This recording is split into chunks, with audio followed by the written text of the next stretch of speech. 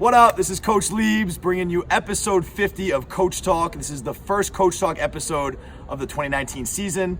This is a segment where I just kind of recap my personal coaching life and take you guys inside the day in the life of a Don Bosco Prep football coach. For those of you guys who don't know, I coach wide receivers at Don Bosco Prep up in New Jersey, one of the more historic high school football programs in the country, and a place I really love to coach at, and that's kind of like my day job, you know, when I'm not doing all the sideline hustle stuff. So you know, this is just a place where I'll kind of recap where we're at during the season and also share with you what my thoughts are, what my goals are for the week, and kind of the day-to-day of coaching wide receivers at this level and working with a bunch of future Division I players. So to get right into it, we just came back from a trip to California.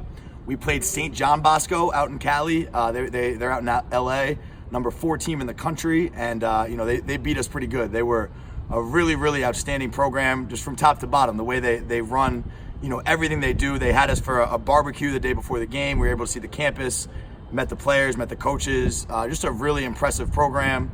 And then we played them Friday night. We lost 56-21. You know, and it was just a game that really we were just outmatched from the beginning. They have 22 full scholarship FBS guys in their team, like literally 22, like all like starting both teams. Almost like that's basically a college football team. Like it was. And we got, you know, we probably have 12, 13 scholarship guys, but 2 of them are FBS level. The rest are all like D1 AA. So it was just a real difference in talent. Our hope was that we were going to go there and like we pride ourselves on toughness. So our whole thing was turn it into a street fight, like be more physical than them, just be tougher than them. That's really the only chance we have is like to hang around like you're that underdog in like a Rocky fight. You won't get knocked out, and then he gets tired at the end and you make a big play. That was, you know, our realistic hope in winning the game. But you know, a program that's good, that's that good is number 4 for a reason. Their coaches were telling us, so how about this? There's 1,000 high school football programs in the entire state of New Jersey, right? There's 1,000 high school football programs in Los Angeles County, like just the county. And like Los Angeles is ginormous. But they said there's 1,000 programs in just that county. There's only 2 top schools. There's St. John Bosco and Modern Day. So anybody in that county or even outside of LA who's like anything in football, they're going to one of those 2 schools. So that's why they're so good. They said their freshman team was like 70 kids. And they were like, that's low for this year. Our whole team has 70. Like our freshman team has 30. So it's just like, it's crazy how much of a monster it's become. Like they kind of have a monopoly on that area, whereas like, you know, in New Jersey, like I said, there's 1,000 programs, so there's less kids, and it's not like the old days where all the kids were coming to Bosco. Now it's split up between Bosco, Bergen, St. Joe's is like the big power right now, St. Peter's, Paramus Catholic. You know, we all have talented kids. So, you know, it was kind of an awakening to the new landscape of high school football. Whereas if you had made this trip 9 years ago, Bosco probably wins this game by 30. And we're, you know, it was a good moment for us because we kind of saw what the class of high school football is and saw the standard of what we're trying to get ourselves back to. And, you know, it's just going to come through hard work. I think the biggest kind of reflection after the game was that we need to practice better. Yes, we were playing a team that was more talented than us. Yes, we were playing a team that would be hard to beat even on our best day, but all the mistakes that showed up in the game also showed up at some point in practice. And I think that's the challenge for any football team. I think whenever you lose a game, you're going to see mistakes that happen that could have been cleaned up in practice, or that maybe you let slide in practice, or maybe that, you know, you just never had time to get fixed in practice. You know, so many times those show up in the game. And I can just think of, you know, I'm sitting here with my 2 business partners, and I can think of the Michigan game. We went out there and Dante Owens, like there was just a clip from Rutgers where we played at Michigan our second year there. A kid in practice made the exact mistake in practice that he made in the game, and it showed up and was a big play in the game. I think that stuff always happens. So there was a number of those moments. So I think as coaches, you know, you like to take control of the situation and what can we control out of this? What can we take out of this? And I think the biggest thing was that we need to practice better, we need to prepare better, and we need to really ask ourselves, like, are we doing things at a championship level on a daily basis? And then we even came out today and like some kids were jogging around and moving a little slow. It was raining. We had to change the time schedule a little bit. And we as coaches had to jump on that right away and be like, listen, guys, this needs to be a wake-up call. That we need to do everything at a championship level. We can't pick and choose. We can't take some plays off or some drills off, because all the little things that we lacked at all during the entire preseason, those moments showed up against a team that's this good. And when you're playing a team that's that good, it's, you know, you make one little mistake, they take advantage. There was a point in time, I think it was 7-0 with like 8 minutes left in the first quarter, and then we went 3 and out. We had to punt. Our punter dropped the punt. They recovered at the 5-yard line, scored the next play. Next drive, first play of the next drive, we throw a pick. They score the next play after that. And then we go 3 and out. They score the next play after that. So we had run like 5 plays. They scored 21 points. but only like 4 minutes had run off the clock because they took advantage of every mistake. First play, they had the best shot play drawn up, and they scored on it, and they executed.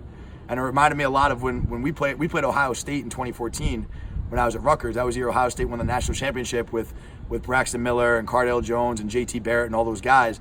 And it was the same thing. Like, we went to Ohio State, hostile environment, this big historic place, like kind of a very similar deal. They were number 4 in the country, I think, at the time, like same thing. And, they scored in the first possession, 7-0. We went 3 and out, and they scored again. It was 14-0. I think in that game we scored to make it 14-7, but then they came right back and it was 21-7. And it was just like this overwhelming feeling of, like, how do you keep up?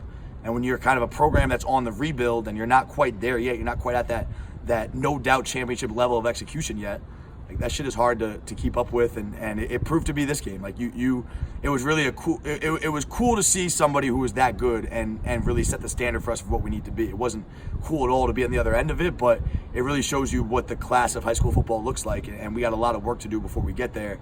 And it was eye-opening talking to their coaches about the recruiting aspect, about the, how many kids they have to choose from, and this pool of talent they have to have 22 FBS players. He said that the hardest things for them to do is to keep these great players around. He said they have 4 receivers that are like D1A, like full scholarship talents, and they all want to leave because he can't get them on the field. He's got 4 seniors that are just as good, and they're sophomores, and they want to play right now because they got other schools saying, hey, you'll start for us for 3 years, and they want to leave. And he said the hardest thing he has to do is talk to parents and talk to families and convince them to stay until they get that moment to break through. So, it just shows you what that looks like, and I think it's kind of our goal to continue to push and continue to get there. And like I said, it starts in practice. We must open up with one of the hardest schedules in the country. We go right from number 4 St. John Bosco to now Gonzaga High School out of Washington, D.C. They're like number 15 in the country, and they're coming to our place Friday. We lost to them pretty good last year down in D.C. I think we're a little better than we were last year. They lost some guys, especially some big linemen up front. So we're hoping it's going to be a close game. It's a game we got to have. Like, we got to get this thing rolling and get the momentum back on track and have our kids and everything feeling good about ourselves. But the good thing is, no matter what happens this weekend, we're still 0-0 in New Jersey. Our goal is to win a New Jersey State Championship. So these are just 2 really good tests for us to see how good we are, to play against some great competition. We go get a game this weekend. We're 1-1 going into a bye week, and we can really have some good momentum. So that's the goal going forward. We got to beat a great team at home. We got to practice better. We got to set that championship standard in everything we do. And we kind of have a program to look up to that I think we need to try to emulate in everything we do. So, it was a cool trip, and it was a good bonding experience for the team. I think we're going to look back at this and think it was a positive, but, definitely never feels good flying 3,000 miles just to get your ass kicked 35 points, 56-21 or whatever it was. So that's the first recap for Coach Talk. Like I said, this will be going on probably twice a week. We'll get Coach Talk going, maybe a little more if there's something to update you guys on, but at the beginning of the week, the end of the week, and just trying to take you guys inside what it's like coaching high school football at the elite level. That's all I got. This is Coach Leaves signing off. Until next time. Peace. How long is that?